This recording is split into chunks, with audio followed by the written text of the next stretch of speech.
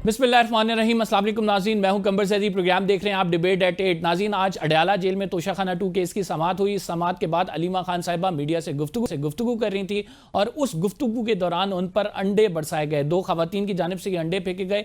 उन खवातीन के क्या मकासद थे, क्यों फेंके, इससे कभी भी सियासतदानों पर जूते उछाले जाते रहे हैं। स्याही फेंकी गई है। जो ख्वाजा सराय उन्होंने सियासतदानों पर हमला किया। Even former prime minister Imran Khan साहब पे गोलियां तक बरसाई गई। सियासतदान क्या अपनी तजलील के मामले पर मुत्तहिद होकर उठ खड़े होंगे या नहीं? प्रोग्राम में इस पर डिबेट करेंगे। दूसरी सैलाबी सूरत हाल के बायस जो तबाकारियां हुई हैं, 3200 देहात नाज़रीन इस टाइम ज़ेरे आब हैं। 24 लाख अफराद इससे मुतासर हुए हैं और 1000 से ऊपर उन अफराद की तादाद जा पहुंची है जो कि जाँ बहक हुए हैं। इस पर भी बात करेंगे। अशिया खुर्दो नोश की कीमतों में मुसलसल इजाफा हो रहा है। टमाटर 290 रुपए किलो पहुंच गए हैं। क्या सैलाब के बायस मजीद महंगाई हो जाएगी? लेकिन पहले सेगमेंट में हमें ज्वाइन किया वजीर आजम के कोऑर्डिनेटर इख्तियार वली साहब ने। हमारे साथ मौजूद हैं अहमद अवैस एडवोकेट साहब, PTI के सीनियर रहनुमा हैं। आप दोनों मौजूद मेहमान ग्रामी का शुक्रिया। स्टार्टिंग फ्रॉम यू इख्तियार वली साहब, ये कैसा कल्चर है जिसको हम प्रमोट कर रहे हैं? कभी नवाज शरीफ साहब पे जूता उछाला जाता है, कभी इमरान खान साहब को गोलियों का निशाना बनाया जाता है, कभी पार्टी लीडर्स की बात करें तो ख्वाजा आसिफ पे स्याही फेंक दी जाती है, एहसन इकबाल पे जूता उछाला जाता है और फिर ख्वाजा सरा के जरिए रऊफ हसन साहब को जोदोकोब किया जाता है। ये कैसे हम सियासी कल्चर को परवान चढ़ा रहे हैं? आज अलीमा खान साहिबा पर अंडे बरसाए गए हैं अडयाला जेल के बाहर। बिस्मिल्लाहिर्रहमानिर्रहीम। बहुत शुक्रिया कमर ज़ैदी साहब। देखिए, मैं इस बारे में बहुत क्लियर हूँ।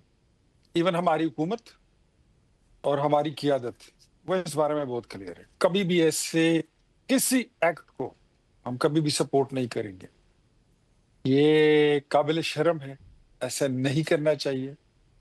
अगर माजी में हमारे साथ हुआ था, मियां नवाज शरीफ पर हमला किया गया था, एहसन इकबाल पे फायरिंग तक करा दी गई थी, परवेज रशीद पर उनको गालियां दी गई थी, उनको जूते दिखाए गए थे, मरियम औरंगजेब की किस तरह ट्रोलिंग हुई थी, आपको वो सब कुछ याद होगा, वो रिकॉर्ड पर है।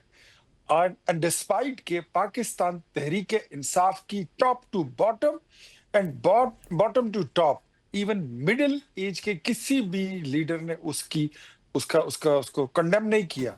But we have the guts. हम समझते हैं कि जिन्होंने किया ये गलत किया है, ये ऐसा नहीं होना चाहिए। सियासत को सियासत रहने देना चाहिए।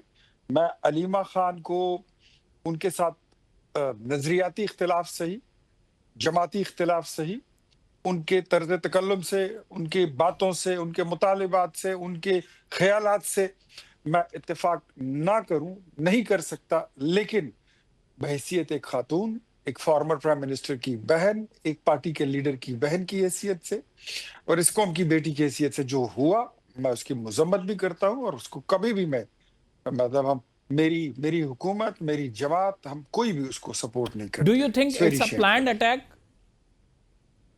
तो वो तो मैं सुनने में आया कि मतलब किसी को कोई प्रोटेस्ट कर रहे थे और अब ये भी सुनने में आ रहा है कि उसमें 2 खवातीन जो हैं वो गिरफ्तार हो गई हैं।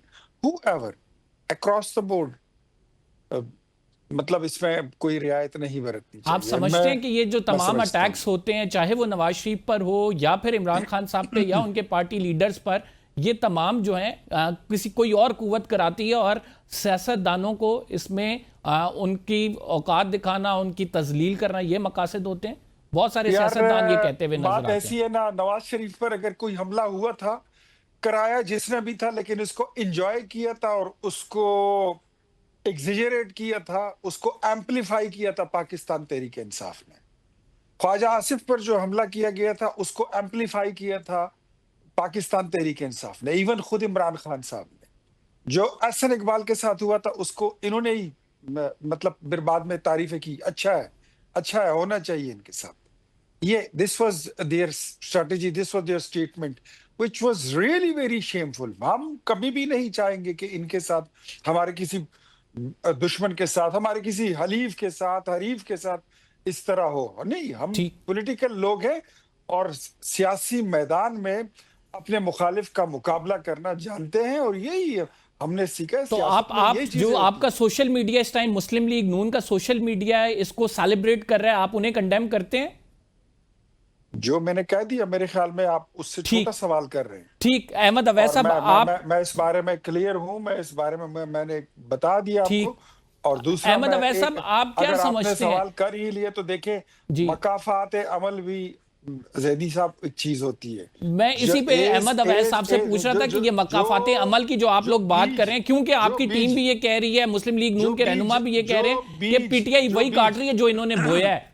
जो बीज आप बोते हैं वही फिर आपको काटना ही जी पड़ता है। अहमद अवैध तो साहब, मैं ये बात नहीं करना चाह रहा था, लेकिन आप मुझे वहां पे लेके चले गए।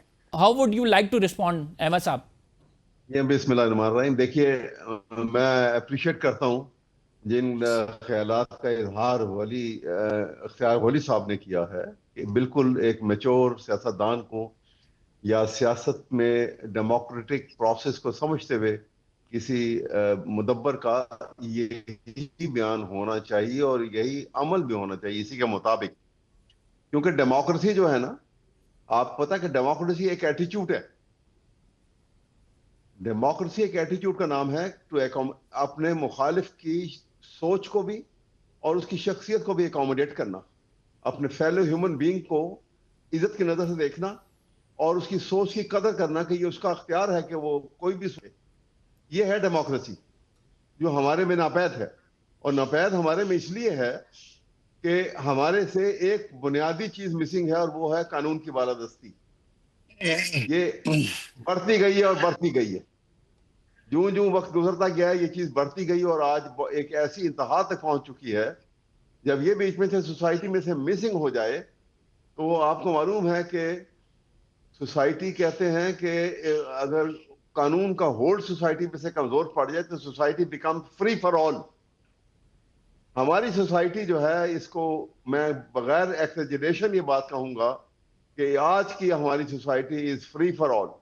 अगर ये फ्री फॉर ऑल ना हो तो आपको पता है कि इस्लामाबाद में, इख्तियार वली साहब भी इस बात को जानते हैं और आप भी जानते हैं कि एक जरगा लगाया गया इस्लामाबाद में। आप अंदाजा लगाइए, in the heart of Pakistan, capital में, और एक उस जरगे के फैसले पे के मुताबिक उस एक खातून को, यंग और लड़की को, औरत को कत्ल कर दिया। जहां पे इसका मतलब है कि कानून मिसिंग हो गया सोसाइटी में से। इसी तरह से बहुत सारे मामलात हैं।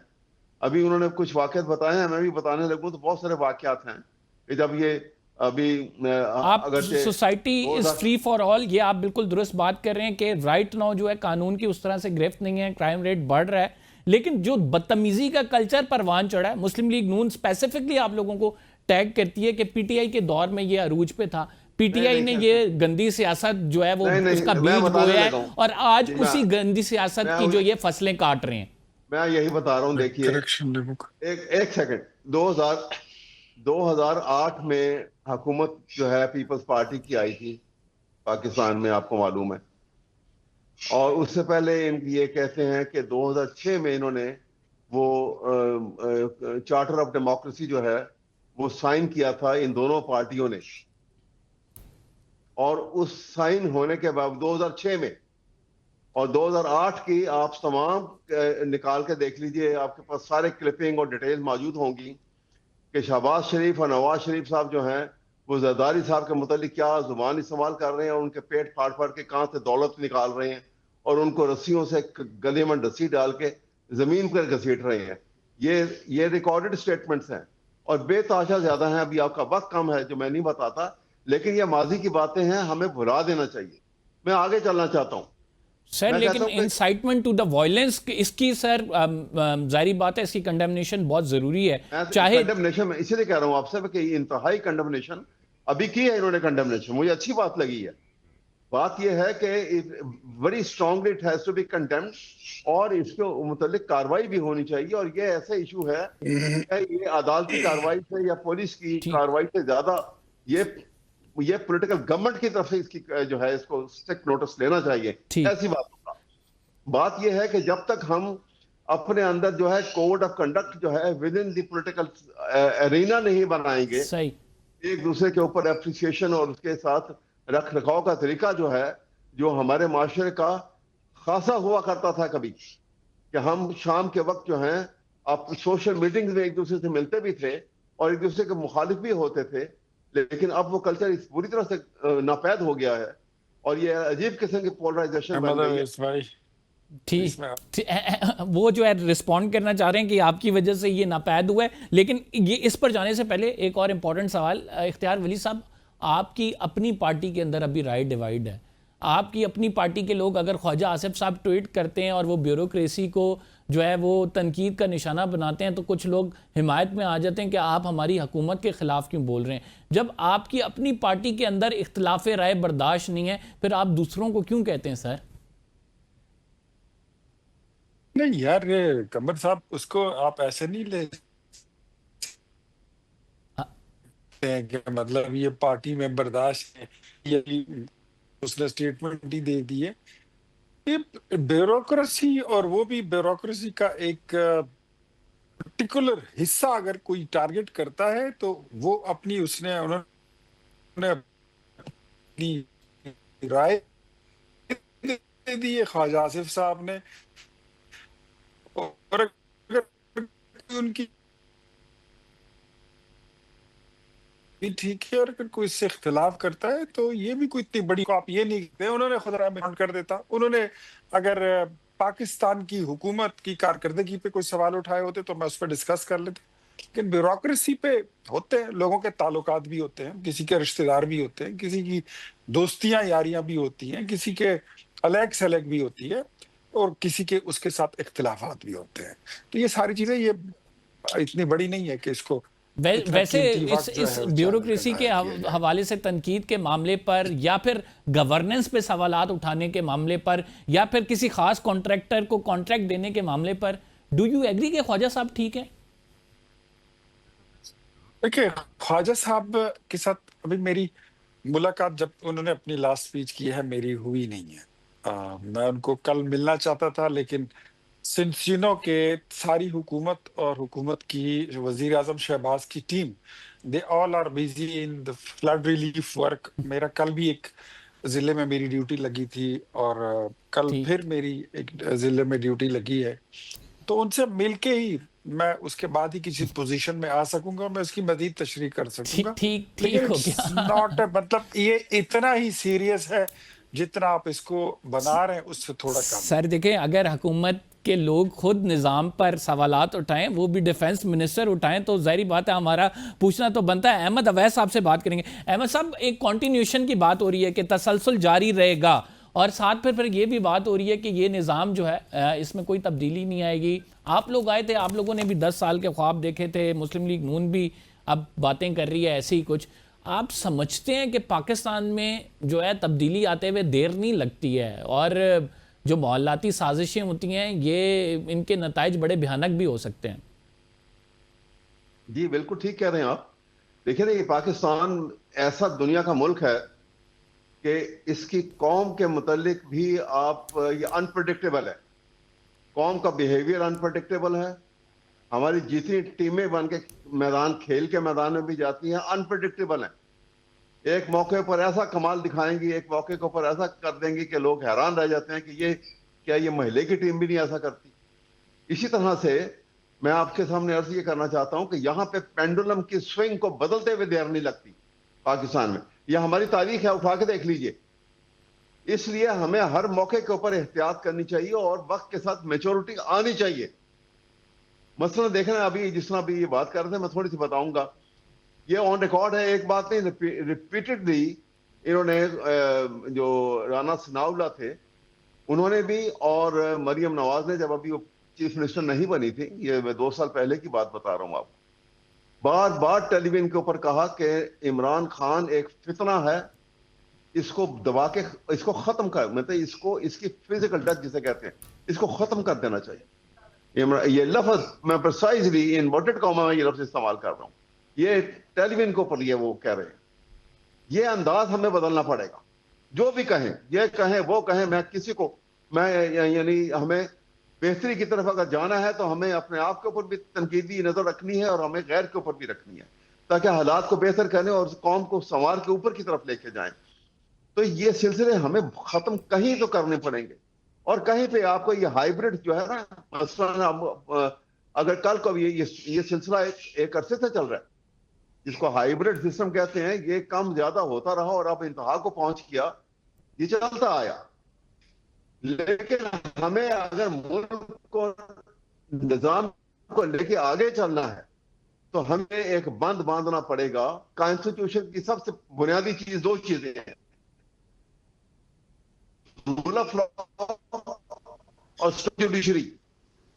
जब भी कोई आपके बाहर से हमला होगा कॉन्स्टिट्यूशन के ऊपर, तो सही। इन दो चीजों को सबसे पहले खत्म करते हैं। रूल ऑफ लॉ, को सोचना पड़ेगा। अब रूल ऑफ लॉ के हवाले से इख्तियार वली साहब से पूछते हैं। इख्तियार वली साहब, ये कोई पहला मौका नहीं है जब रूल ऑफ लॉ के हवाले से पीटीआई सवालात उठा रही हो। वो कहते हैं कि आपकी हुकूमत, आप जो मर्जी के हैं, इकनॉमिक फिगर्स की बात करें, हमारे आगे जो है वो जो राइट नाउ गवर्नमेंट चल रही है उनकी कामयाबी रखें, एक बात तय है कि रूल ऑफ लॉ आपकी हुकूमत में नहीं है। आपकी तो इतनी रेट नहीं है कि हमारी मुलाकातें करा सकें, आप तो इतना नहीं है आपके अंदर कि आप किसी से इजाज़त लिए बगैर कोई गिरफ्तारी कर सकें, तो फिर आप किस हुकूमत के दावेदार हैं sir?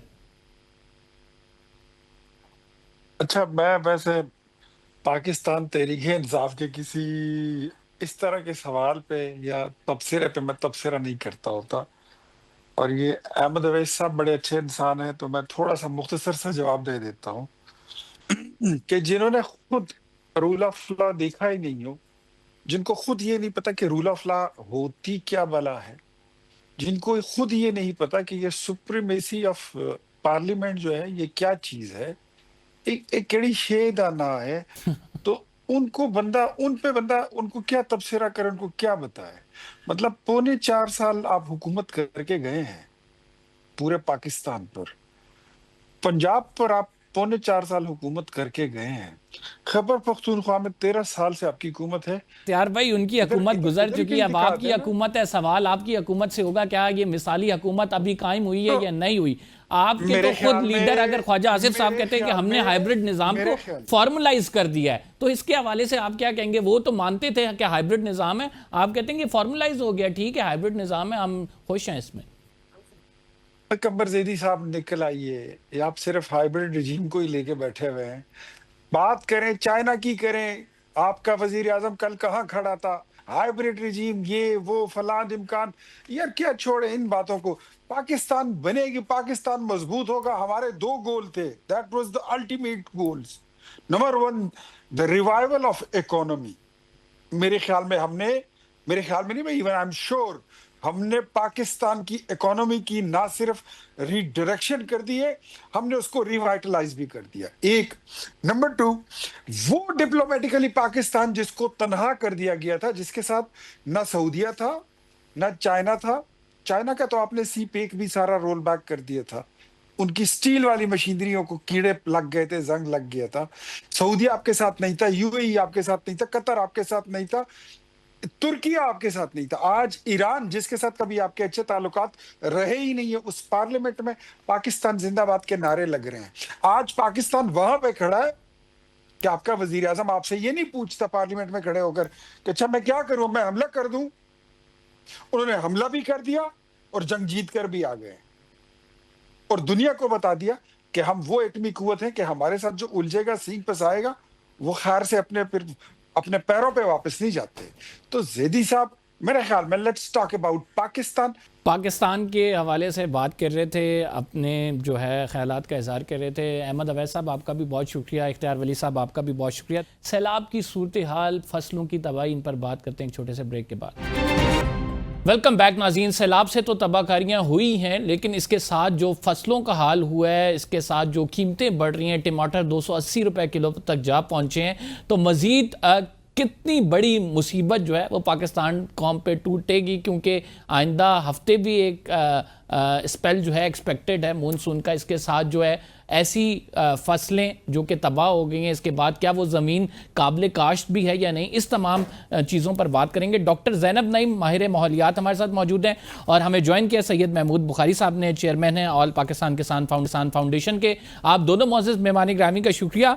Starting from U Mahmood साहब, लोग बड़े परेशान हैं, 280 रुपए किलो टमाटर पहुँच गए हैं, सब्जियाँ महंगी हो गई हैं, प्याज महंगे हो गए हैं, क्या एक्सपेक्टेड है आइंदा आने वाले दिनों में, क्योंकि सैलाब ने जो तबाही मचाई है वो तो सबके सामने है?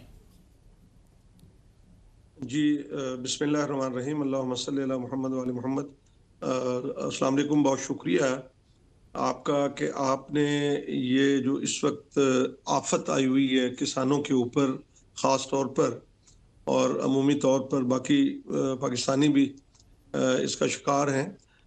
बुनियादी तौर पर तो बहुत बड़ा ये एक डिज़ास्टर है, नुकसान है और जिससे आने वाले वक्तों के अंदर आपको मुश्किलात का सामना करना होगा, करनी पड़ेंगी नहीं बल्कि अभी से शुरू हो गई है। आपके सामने आपने अभी खुद टमाटर का जिक्र किया, आपकी जो जितनी सब्जियां हैं और उसके बाद आपकी जो गंदम है, वो आपका मीडिया अभी भी उसको रिकॉर्ड पे ला रहा है कि एकदम से उसको पर लग गई है। देखें, कुछ तो जो है वो चीज़ें कुदरत की तरफ से आती हैं और बहुत सी चीज़ें जो हैं वो हमारे अपनी हाथों की कमाई होता है। क्योंकि हमने अपने इदारों को उस तरह से पनपने नहीं दिया, बनाया नहीं, चाहे वो हमारे सियासतदान हो, चाहे हमारे ब्यूरोक्रेट हो, हमारी इस्टेब्लिशमेंट हो, वो सारे ही जिम्मेदार हैं कि उन्होंने इस मुल्क के लिए उस तरह से नहीं किया जिस तरह इस मुल्क को अल्लाह तबारक व तआला ने हमें अता किया है। इसमें सारे मौसम हैं, इसमें पहाड़ हैं, दरिया हैं, समुंदर हैं, मैदानी इलाके हैं। इसमें क्या वो खूबसूरती नहीं है जो दुनिया के अंदर आप देखने जाते हैं और पाकिस्तान के अंदर नहीं है। तो दुख की बात यह है कि आज मेरा ये मुल्क जो है वो इस दहाने पे पहुंच गया कि हमारे पास कोई ऐसा मैकेनिज्म नहीं है। मैं आपको गंदम की एग्जांपल दे के मैं समझाना चाह रहा हूं अपने पाकिस्तानियों को, अपने लोगों को कि हुकूमतों के गलत फैसले जो होते हैं वो भुगतने अवाम को पड़ते हैं। वो उन्होंने गलत फैसला किया गंदम का और उस वक्त हमने कहा कि इस गंदम को आप खरीदिए और कहा गया कि हम नहीं खरीदेंगे और माफियाज को खुल खेलने का मौका दिया। हमें जिबा किया गया, हमें हमसे सस्ते दामों जो है वो गंदम ली गई 1800 पे, 2000 पे। आज वही गंदम, और हमने उस वक्त कहा था, आप हमारे प्रोग्राम उठा के देख लीजिए, हमने कहा था कि ये आपके बस में नहीं रहेगा, आप ये इन गंदम को पर लगेंगे और अब पर लग गए। हुकूमत कुछ भी नहीं कर पाएगी चाहे जितने मर्जी ये नोटिफिकेशन जारी कर दे, क्योंकि इसके अपने जो नीयत ठीक नहीं थी। हुकूमत ने, पंजाब ने किसानों को जिस तरह से इस दलदल में डाला। अच्छा, अब देखें, सैलाब के अंदर जो है वो तो किसान तबाह हो गया। पहले गंदम ने तबाह किया उसको, उसके पास कोई सरमाया नहीं है। अब उसका घर लूटा, उसके जानवर जो है वो बह गए, जानवर मारे गए, उसके जानी नुकसान हुआ किसानों को अरबों रुपए का फसलों का नुकसान हुआ।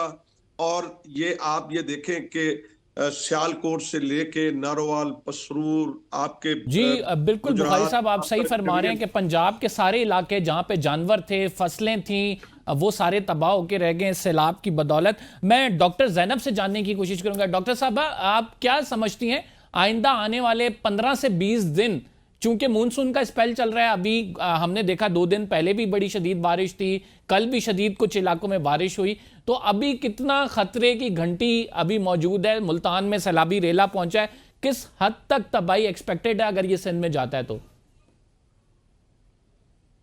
के सैलाबी रेला तो इंडिया की तरफ से छोड़ा जा रहा है, वो भी है। इसके साथ साथ अभी मजीद बारिशें भी एक स्पेल प्रिडिक्टेड है। 15 सितंबर तक तो कम से कम स्पेल्स जो हैं वो प्रिडिक्टेड हैं बारिशों के, और साउथ में भी, यानी जहां जहां ये रेला जा रहा है साउथ साइड पे, वहां वहां भी स्पेल्स प्रिडिक्टेड है। इसके अलावा 15 अभी तक ये सारा क्लाइमेट चेंज की वजह से ये मानसून की जो स्पेल जो है वो एकदम इतना लंबा हो गया है, वो क्लाइमेट चेंज की वजह से। लेकिन अभी एक साइंटिफिकली हम कहते हैं लानीना लानीना, यानी कि ये वो कंडीशन होती है समंदर की, पैसिफिक ओशन की, जो ज्यादा बादल मजीद साउथ एशिया के खित्ते की तरफ भेजते हैं। ये जो प्रोसेस है, अब लानीना स्टार्ट हो रहा है सितंबर से नवंबर तक। उसके स्टार्ट होने की प्रोबेबिलिटी है 55%, यानी कि 55% चांसेस है कि मजीद बारिशें सितंबर से ऑनवर्ड्स भी हो सकती हैं। तो अभी हम सिचुएशन देख ही रहे हैं। तो दैट्स वेरी अलार्मिंग। आप जिसकी बात कर बिल्कुल। रही हैं कि मतलब यानी मूनसून की बारिशों का स्पेल अगर 15 सितंबर तक रहता है, इसके बाद जो आप टर्मिनोलॉजी यूज कर रही हैं कि उससे आगे भी एक्सपेक्टेड है कि बारिशें अक्टूबर तक भी होंगी।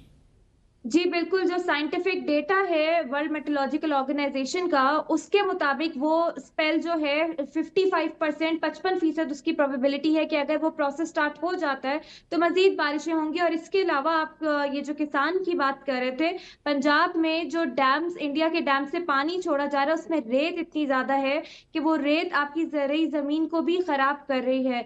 तो मजीद इंडिया में भी बारिशें प्रिडिक्टेड हैं और वहां से भी मजीद रेले जो है वो आ सकते हैं। ठीक ये दोनों पॉसिबिलिटीज हैं अभी जो ठीक। साइंटिफिकली हम नाज़रीन एक छोटा सा ब्रेक लेंगे। We will be right back after this. कितनी जमीन काबिले काश्त है, चूंकि रेत भी आई है और इसके साथ फसलें तबाह हुई हैं, इस पर बात करेंगे एक छोटे से ब्रेक के बाद। वेलकम बैक नाज़रीन। हम बात कर रहे थे कि आप लोग जो हैं वो तहम्मुल के साथ बैठें, क्योंकि जो सब्जी हैं उनकी कीमतें ज़्यादा हो रही हैं। पाकिस्तान में फल वैसे ही महंगे हैं, नागहानी आफत आई है, सैलाब, उसके बायस जो है हम ये देख रहे हैं कि मज़ीद एक्सपेक्टेड है कि आइंदा आने वाले 20 दिन जो हैं वो बड़े अहम भी हैं बारिशों के हवाले से, और अशिया खुर्दनोश की कीमतों में मज़ीद इजाफा मुतवक्की है। हमारे साथ बुखारी साहब मौजूद हैं। महमूद बुखारी साहब, क्या समझते हैं आप कि ज़मीन जो कि सैलाब के बाद मुतासर हुई है वो काबिले काश्त है या काबिले काश्त रहेगी, या उसे वापस दरखेज बनाने के लिए कितना वक्त दरकार है? जहाँ पे पानी खड़ा हो गया है, जब तक उसका निकास नहीं होगा तो उस वक्त वो जमीन काबिल काश्त हो ही नहीं सकती। और जो जमीन जो है वो जिस तरह मैडम बता रही थी कि वहाँ पे रेत आएगी और वो उसका बैलेंस जो खराब करेगी, तो उसके ऊपर तो फिर ज़ाहिर है अखराजात आएंगे उसको लेवल करने के लिए, और उसके बाद फिर वो काबिल काश्त होगी।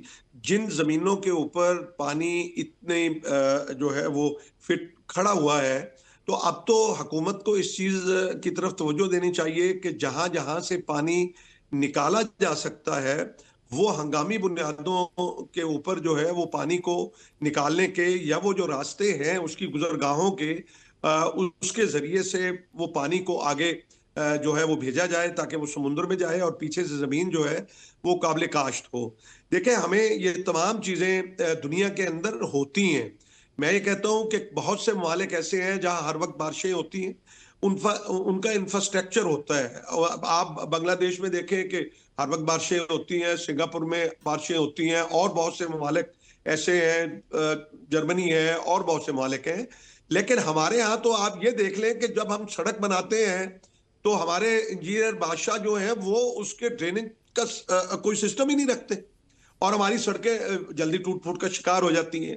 बुनियादी तौर पर विल की कमी है, बुनियादी तौर पर लीडरशिप की कमी है, बुनियादी तौर पर पॉलिसीज की कमी है। देखें, ये कोई नई चीज नहीं हुई कि जी जो है ये आ गया, एक डिजास्टर आ गया, बारिशें आ गई और ये चीजें हो गई, उनसे नुकसान होता है। देखें, आप उस नुकसान को उस तरह से, बारिशों को तो नहीं हम रोक सकते, बट हम एक अच्छे इकदाम करके उसके नुकसानात को कम जो है वो कम कर सकते हैं। मैं आपको ये एग्जांपल दूं कि जिस तरह से इन्होंने, मैं गंदम की आपको मिसाल दी, अब वो अगर हुकूमत के पास पड़ी होती, देखें पूरी दुनिया फूड सिक्योरिटी के लिए गल्ला रखती है कि कोई खुदा ना खास्ता कोई जंग लग जाए कोई, या जिस तरह अभी से ये सैलाब की सूरत हाल हुई है, अगर हुकूमत के पास होती तो ये माफियाज तो ब्लैकमेल नहीं कर सकते थे। दूसरा, वैसे में नेशनल कॉम, आप देखें कि चीनी के रेट क्यों बढ़े, उस वक्त तो कोई सैलाब ऐसा नहीं था, ना ही कोई इस तरह के हालात थे। तो हमारे यहाँ इस चीज की कमी है, इसके ऊपर डिबेट होनी चाहिए, इसके ऊपर बात होनी चाहिए। जो हमारी हुकूमतों के ब्यूरोक्रेसी के जो प्लानिंग होती है, उसके अंदर इतना जोर आप बुखारी साहब बिल्कुल ठीक कह रहे हैं कि एक तो यहाँ पे जो है गंदम की वजह से आपको पता है किसान ऑलरेडी मुश्किल में है, फिर दूसरा किसान को वो रेट नहीं मिलता, तीसरा हमारी पॉलिसीज़ ऐसी नहीं है। लॉन्ग टर्म और शॉर्ट टर्म पॉलिसीज़ की बात करें, डॉक्टर साहिबा से पूछना चाहूँगा, डॉक्टर साहिबा आप समझती हैं कि शॉर्ट टर्म कोई सोल्यूशन मौजूद है? अगर अभी नहीं, हम आइंदा आने वाले 10 से 15 दिनों में किसी ना किसी हद तक डैमेज कंट्रोल की तरफ भी जाते हैं, अगले साल फिर से सैलाब आना है, मानसून यही एक्सपेक्टेड है, क्लाइमेट चेंज का इसी तरह पाकिस्तान मुतासरा मुल्क रहेगा सबसे ज्यादा, तो आप क्या समझती हैं क्या शॉर्ट टर्म पॉलिसी होनी चाहिए? देखिए, शॉर्ट टर्म पॉलिसीज बना बना के हम लोग इस नहज तक पहुंचे हैं कि हम कुछ नहीं कर पाते। हर दफा यही मामलात होते हैं और नुकसान सबसे ज्यादा किसान का होता है। मेरे ख्याल से इसमें आपको लॉन्ग टर्म में ये बनाने की जरूरत है कि क्लाइमेट रिस्क इंश्योरेंस पॉलिसी, आपका माइक्रो फाइनेंस सेक्टर है, फाइनेंशियल इंस्टीट्यूशंस हैं, उनके साथ मिलकर बैठे और अपने किसान के फायदे के लिए crop insurance, risk insurance policy निकालें, बेनजीर इनकम सपोर्ट प्रोग्राम को कनेक्ट करें क्लाइमेट अडेप्टेशन के प्रोजेक्ट्स के साथ, और वो वहां से कैश ट्रांसफर सिर्फ काफी नहीं होता, आपको किसान की बहबूद के लिए, फलाह के लिए सोशल प्रोटेक्शन के प्रोग्राम्स लॉन्च करने चाहिए, जो कि अभी तक हमारे मुल्क में एग्जिस्ट नहीं करते। मेरे ख्याल से ये लॉन्ग टर्म स्ट्रैटेजी बनाए, और वो ऐसी स्ट्रैटेजी होनी चाहिए कि हुकूमत चाहे जो भी हो, किसान को फायदा पहुंचता रहना चाहिए, क्योंकि कहने को तो ज़राअत हमारी बैकबोन है इकोनॉमी की, लेकिन सबसे ज्यादा अगर ज़राअत मुतासर होती है तो आपकी इंडस्ट्रीज पे भी प्रेशर पड़ता है। तो मेरे ख्याल से ये लॉन्ग टर्म स्ट्रैटेजी फार्मर्स के लिए एक एग्रीकल्चर ट्रांसफॉर्मेशन प्लान होना चाहिए प्रॉपर, वो जिसमें आगाही दी जाए कि कहाँ पे जब ऐसे सैलाब आते हैं तो उस जमीन में कौन सी चीजें काश्त करनी चाहिए, वो बेहतर है कि जमीन को कैसे मेंटेन रखना चाहिए, क्या करना चाहिए, प्रॉपर लेवल पे इसकी स्ट्रैटेजाइज किया जाए और इस पे इन्वेस्टमेंट की जाए और इसमें प्राइवेट सेक्टर को एंगेज किया जाए, ताकि प्राइवेट सेक्टर आपके किसान को सपोर्ट करे जब तक बाहर से पैसा या इमदाद नहीं आती। आपको बैंकेबल प्रोजेक्ट बनाने चाहिए जो आपके एग्रीकल्चर सेक्टर को सपोर्ट करने के लिए हो। इस वक्त हमारे पास कोई ऐसे प्रॉपर इन्वेस्टमेंट प्लान्स मौजूद नहीं है जो एग्रीकल्चर सेक्टर को सपोर्ट करने के लिए बनाया जाए, इसीलिए हमें लॉन्ग टर्म इसकी जरूरत है। शॉर्ट टर्म में तो फिलहाल सिर्फ नुकसान हो रहे हैं, हमें कोई फायदा अभी तक नहीं हुआ किसी शॉर्ट टर्म पॉलिसी से। ठीक, महमूद साहब क्या मुतालबात हैं आपके हुकूमत से? राइट नाउ एक डिजास्टर से तो गुजर रहे हैं, लेकिन जाहिर बात है सबसे ज्यादा मुतासरा फरीक पंजाब की अवाम है, पंजाब का किसान है, तो क्या मुतालबात रखते हैं आपके? किस तरह से आपके नुकसानात का इजाला हो सकता है? सबसे पहले तो मैं मैडम का बहुत शुक्रिया अदा करता हूं कि उन्होंने किसानों के हक की बात की है और किसानों के लिए एक ऐसा जबरदस्त प्लान दिया है। मैं समझता हूं, और यही बात मैं कहने वाला था कि इंश्योर्ड हमारी फसलें होनी चाहिए, और जो इन्होंने जो एक प्लान दिया है वो जबरदस्त प्लान है। इस वक्त मैं इन हुकूमत से कहता हूं कि आप अंडा खाइए, या सनतकारों से कहता हूं अंडा खाइए, मुर्गी को मत ज़िबा कीजिए। आप किसान को मारोगे, खुद मरोगे। आपने पूछा कि मुतालबे क्या है, मैं ये कहता हूं कि इस वक्त जरिए इमरजेंसी नाफिज की जाए। हमारी जितनी किसानों की फसलें तबाह हुई हैं उनको मुकम्मल मुआवजा दिया जाए। देखें, जिस तरह दहशतगर्दी के अंदर कोई शहीद होते हैं तो उनको मुआवजा दिया जाता है।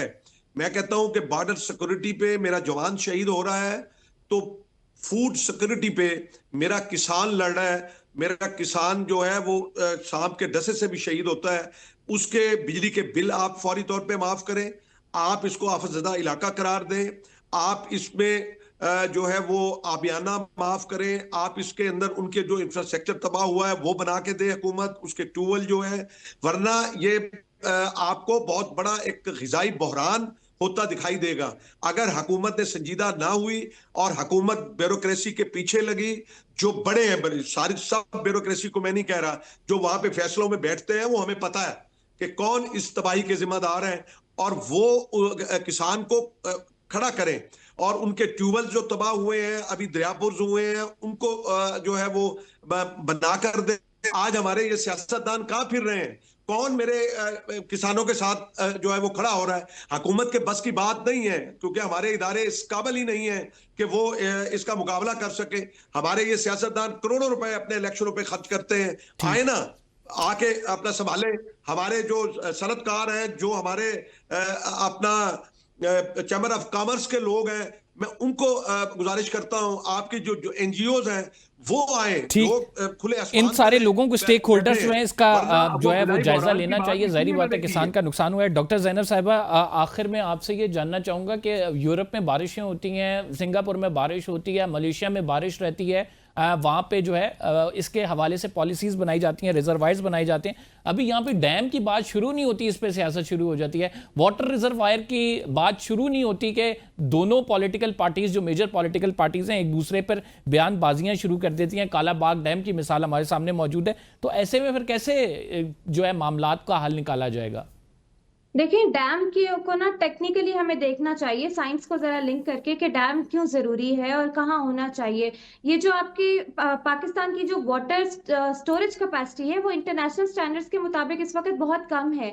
इंडिया की अच्छी है, चाइना की अच्छी है, बाकी ममालिक सबकी अच्छी होती है। जरूरी होता है जियो स्ट्रेटेजिकली आपके लिए। तो एक बड़ा डैम होना जरूरी है, लेकिन उसकी लोकेशन जैसे हमारे नॉर्दर्न एरियाज में भी है, वहां पे अगर डैम बन रहे तो ग्लेशियाई झीलों के फटने से जो पानी जाया होता है वो बचाया जा सकता है। बाकी क्लाउड बर्स्ट जैसे मामला तो हो जाए वो पानी सेव किया जा सकता है, और बिजली वगैरह काफी चीजें। लेकिन अब जो कि पंजाब है, ये मैदानी इलाका है, यहाँ पे आप ये जो आपके रोहतकोई का इलाका है साउथ पंजाब में, वहां आइडियल लोकेशन है छोटे डैम्स बनाने की, जिसके जरिए आप हिल टॉरेंट्स का पानी, जो कि 10 बिलियन क्यूबिक मीटर पानी आपका हर साल जाया होता है, वो आप स्टोर कर सकते हैं, बचा सकते हैं। इसके अलावा छोटे स्टोरेज डैम होते हैं जो आपको बनाने की जरूरत है, और इन डैम्स को बनाने से जो साउथ की तरफ बड़े बड़े सैलाबी रेले जाते हैं उनको स्लो डाउन करने के में काम किया जा सकता है। और इसके अलावा ये जो लड़ाई होती है सूबों की, इसके लिए आइडियली तो ये होना चाहिए कि वाटर अपॉर्शनमेंट एक्ट 1991 में अकाउंटेबिलिटी मैकेनिज्म कोई नहीं लिखा हुआ। सूबे अकाउंटेबल हैं जब पानी शेयर होता है, तो बताएं कि पानी चोरी का मामला कैसे टैकल कर रहे हैं, पानी को किस तरह डिस्ट्रीब्यूट कर रहे हैं, किस तरह से वाटर एक्सेस इंश्योर कर रहे हैं। जब अकाउंटेबिलिटी सूबों के दरमियान बेहतरीन कोऑर्डिनेशन होनी चाहिए। पानी की तकसीम के मामले पर हमें रिजर्वायर्स मजीद बनाने हैं, छोटे छोटे रिजर्वायर्स बनाए, डैमों की तरफ भी जाना है। ये वो डिसीजन थे जो ज़ैनब साहिबा सजेस्ट कर रही हैं कि हुकूमत ये पॉलिसी मेजर्स ले सकती है। किसान इत्तेहाद के हवाले से भी हमने बात की कि किसानों के क्या मुश्किलात हैं और वो आप तक पहुंचाई, और आइंदा आने वाले दिनों के हवाले से उन्होंने आपको आगाह भी किया कि मज़ीद मुश्किलात आ सकती हैं, क्योंकि अशिया खुर्दोनोश के जो कीमतें हैं उनमें मज़ीद इजाफा हो सकता है। फ़िलहाल के लिए इतना ही। कंबर ज़ैदी को इजाज़त दी, अगले प्रोग्राम में आपसे मुलाकात होगी। अल्लाह ने के बाद।